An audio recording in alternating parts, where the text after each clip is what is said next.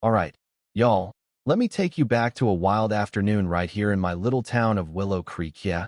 That sleepy spot off Route 17 where nothing much happens, except maybe a tractor breakdown or two.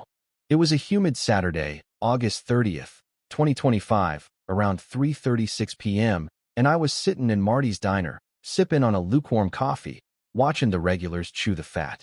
Then this scruffy old guy looked like he'd been sleeping in a barn, with a tattered jacket and wild gray hair stumbled in, and man, did he stir the pot. The waitress, Jenny, a sweet gal who's been slinging hash there for years, gave him the side eye. 'Cause let's be real, he didn't exactly scream big spender. But then he leans over the counter, flashes this beat-up grin, and says, "Don't worry, darling, I got this," pulling out a credit card like it's no big deal. The whole place went quiet, jaws hitting the floor, 'cause nobody knew Jack Dawson, the name we'd later learn was sitting on a billion-dollar empire, CEO of some tech giant nobody in Willow Creek had ever heard of. See, Jack wasn't always that guy.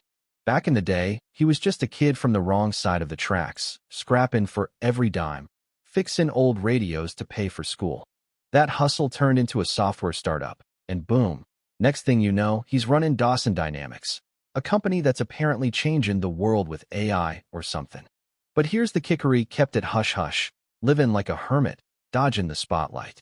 Word is, the board hated him for it, especially this slick suit named Victor Hale, who'd been gunning for his job, spreading rumors Jack was losing it. Victor's the type to smirk and say, "Look at him, a billionaire playing hobo-pathetic," while stabbing him in the back with a power grab. Jack knew it, felt the weight of it, and that diner moment?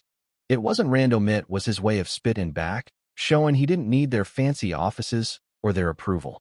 So there we were, watching this unfold, and Jenny's hand froze mid-air with the card, her eyes wide like she'd seen a ghost. "You sure about this, mister?" she muttered, and Jack just chuckled, deep and raspy. "Honey, I've paid for worse mistakes." The crowd erupted, half Logan, half Shakitas. He covered everyone's tab, dropping a cool $5,000 like it was pocket change.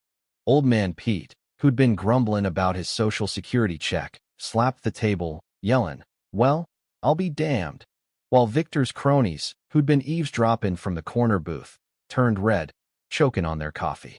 Jack caught Victor's eye, gave a slow, mocking nod, and you could feel the tension crackle like a Western showdown, but with better lighting.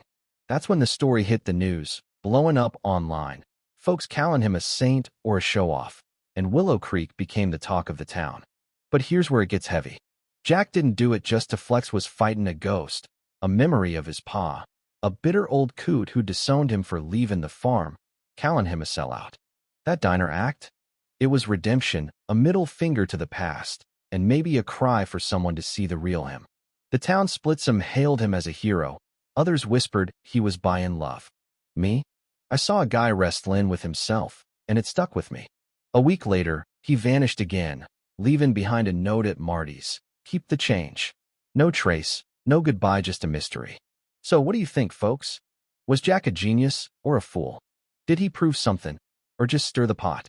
Drop your take in the comments, share this wild ride, and let's hash it out: right, wrong, justice, whatever's on your mind. I'm dying to hear it.